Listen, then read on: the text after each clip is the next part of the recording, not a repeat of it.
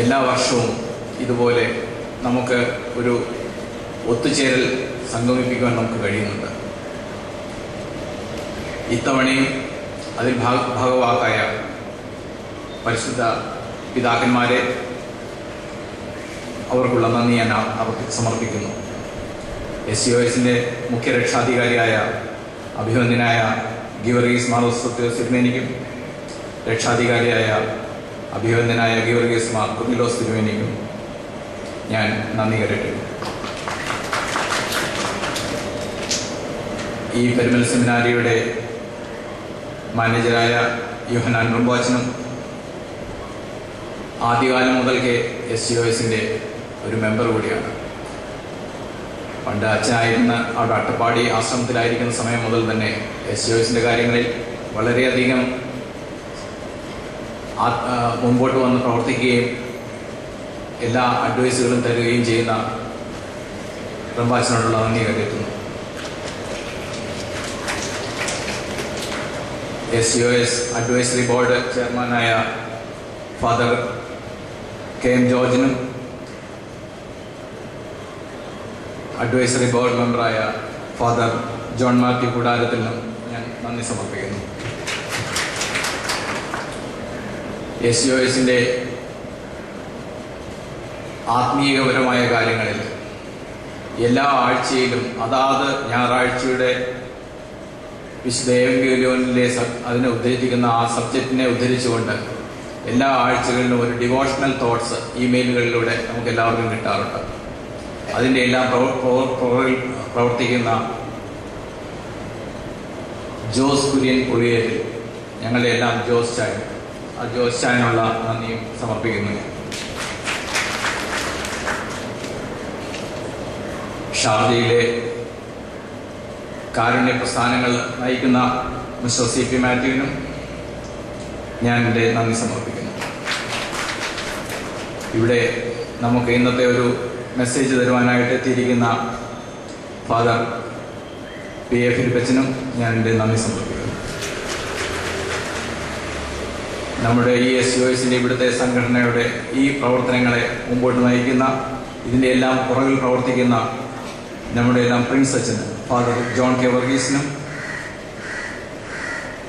Mister Babu Kurian പുളിയേരിലും ഞാൻ എൻ്റെ നന്ദി സമർപ്പിക്കുന്നു. കൂടാതെ സഭയുടെ പ്രസിദ്ധീകരണ കാര്യങ്ങളുടെ എല്ലാം പല സംഘടനകളുടെയും നേതൃത്വത്തിലിരുന്ന് അതിൻ്റെ എഡിറ്റോറിയൽ ബോർഡിൽ പ്രവർത്തിക്കുന്ന മിസ്റ്റർ ജോയ്സ് തോട്ടക്കാടിനും ഞാൻ എൻ്റെ നന്ദി സമർപ്പിക്കുന്നു. ഇവിടെ വന്ന് ഈ ആത്മീയ ഒത്തുചേരലിൽ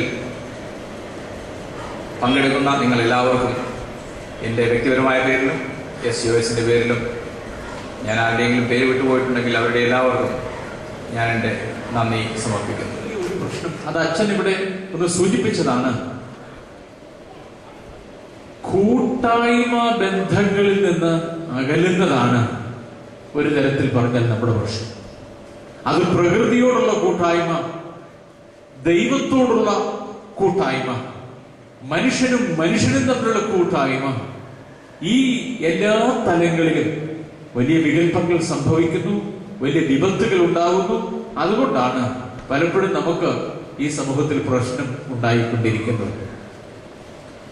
ഞാനിവിടെ സംസാരിക്കാൻ പോകുന്ന വിഷയം അത് തന്നെയാണ്. ഇത് ഒരു കൂട്ടായ്മ ബന്ധമായതുകൊണ്ട് ഒരു കുടുംബത്തിന്റെ ഒരു ഭവനാങ്കണത്തിൽ കൂടുന്ന അതിന്റെ ഒരു വലിയ അനുഭവം നമുക്കുണ്ടാകുന്നത് കൊണ്ട് ആ ഫെലോഷിപ്പിനെ പറ്റി തന്നെയാണ് ഞാൻ സംസാരിക്കാൻ ആഗ്രഹിക്കുന്നത്. കൂട്ടായ്മയുടെ ബന്ധങ്ങളെ പറ്റിയാണ്. നമുക്ക് ഈ ലോകത്തിൽ ആർക്കും ഒരു ഏകാന്ത ദ്വീപിൽ റോബിൻസൺ ക്രൂസോയെ പോലെ ജീവിക്കാൻ ഒക്കത്തില്ല. റോബിൻസൺ ക്രൂസോ എന്ന് പറയുന്നതിനാണ് ഒരു ഏകാന്ത ദ്വീപിൽ അകപ്പെട്ടു. അവിടെ അയാൾ കഴിഞ്ഞുകൂടി. അയാൾക്ക് അയാളുടേതായ നിയമങ്ങളും അയാളുടേതായ ജീവിതചര്യകളും ഒക്കെ ഉണ്ടായി. അവിടെ ആരും ചോദിക്കാനില്ല.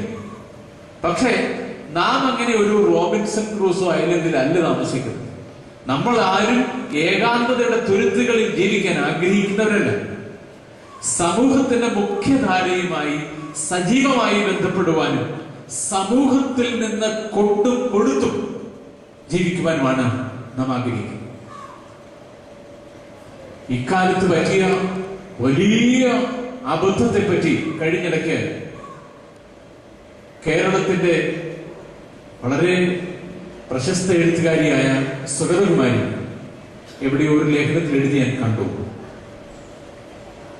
നമ്മളെല്ലാവരും മനസ്സിലാക്കിയിരിക്കേണ്ട വിഷയമാണ് അവരത് പറഞ്ഞത്. വലിയ കാര്യമല്ലെങ്കിലും വളരെ ചിന്തനീയമായ ഒരു വിഷയമാണ്. ഇന്ന് കേരള സമൂഹത്തിൽ സംഭവിച്ചുകൊണ്ടിരിക്കുന്ന അപജയത്തിന്റെ ഒരു വലിയ കാരണം നാം സമൂഹത്തെ നമ്മിൽ നിന്ന് അകറ്റി നിർത്താൻ ശ്രമിക്കുന്നു എന്നുള്ളതാണ്. ഇത് നമ്മൾ വലിയൊരു ജാർഗൺ കണ്ടുപിടിച്ചിട്ടുണ്ട്, ഒരു വലിയ പദം, ആഗോള ഗ്രാമം എന്ന് പറഞ്ഞു. ദ ഗ്ലോബൽ വില്ലേജ് എന്ന് പറഞ്ഞു. ഗ്ലോബൽ വില്ലേജ് എന്ന് പറഞ്ഞാൽ നമുക്ക് ഈ പരുമലയിൽ ഇരിക്കുന്ന ഒരാൾക്ക് ഇപ്പോ ഈ ലോകത്തിന്റെ അങ്ങേ ഹെമിസ്ഫിയറിലുള്ള ഒരാളുമായിട്ട് ഒരു നൊടിയിടയ്ക്കുള്ളിൽ സംസാരിക്കാനോ കാണാനോ ഒക്കെയുള്ള സൗകര്യങ്ങൾ, അങ്ങേ അർദ്ധഗോളത്തിൽ കഴിയുന്ന ഒരാളുമായിട്ട് ഒരു നൊടിയിടയ്ക്കുള്ളിൽ സമ്പർക്കം പുലർത്താൻ, സംസർഗം ചെയ്യുവാൻ കഴിയുന്ന തരത്തിലേക്ക് ലോകം ചെറുതായി, ലോകം ഒരു ഗ്രാമമായി മാറി. അവിടെ എല്ലാവരും തമ്മിൽ അങ്ങോട്ടും ഇങ്ങോട്ടും ബന്ധപ്പെടുവാനും സംസർഗം ചെയ്യുവാനും സംവദിക്കുവാനുമുള്ള ഒരു വേദി ഒരുക്കി. അതിന് നമ്മൾ ആഗോള ഗ്രാമം എന്ന് പേരിട്ടു. പക്ഷേ ഇപ്പൊ കാണുന്ന ദുരവസ്ഥ എന്താണ്? അങ്ങേ അറ്റത്തിരിക്കുന്ന ആളുമായിട്ട് സംസാരിക്കാൻ നോക്കും, പക്ഷേ വീടിനകത്ത് ഒരു കൂരയ്ക്കകത്ത് കഴിയുന്ന ആളുമായിട്ട് സംസാരിക്കാൻ നമുക്ക് പറ്റില്ല. അതാ പ്രശ്നം. ഒരുമിച്ച് ഉണ്ടുറങ്ങുന്ന ആളുകളുമായിട്ട് ഒരു സജീവമായ ആരോഗ്യപരമായ ഒരു കമ്മ്യൂണിയൻ നമുക്ക് സാധിക്കുന്നില്ല.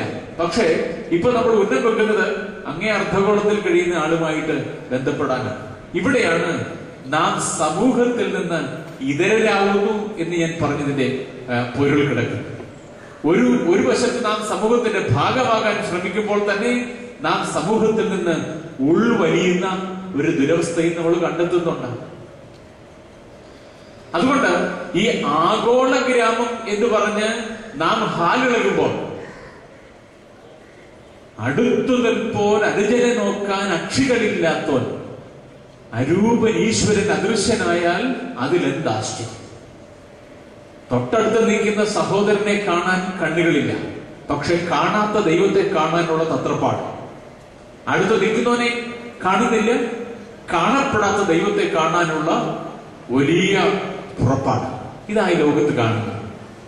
അതുകൊണ്ട് നമുക്ക് അടിസ്ഥാനപരമായി സംഭവിച്ചു പോയ പ്രശ്നം സമൂഹത്തിൽ നിന്നുള്ള ഐതര്യമാണ്, ഏലിയനേഷൻ ഫ്രം ദ സൊസൈറ്റി. ഈ സൊസൈറ്റി എന്നുള്ള ഏലിയനേഷൻ എങ്ങനെ ഉണ്ടായി എന്ന് ചോദിച്ചാൽ ആദ്യമേ തന്നെ നടന്നത് ശരിയായ കമ്മ്യൂണിക്കേഷൻ ആൻഡ് കമ്മ്യൂണിയൻ നടക്കേണ്ട സോഴ്സുമായി, സ്രോതസ്സുമായി നമ്മുടെ ബന്ധം വിച്ഛേദിക്കപ്പെട്ടു എന്നുള്ളതാണ്.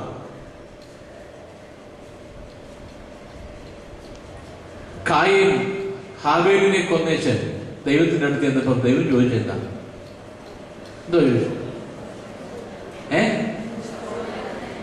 നിന്റെ സഹോദരൻ എവിടെ എന്നൊരു ചോദ്യം. Where is your brother?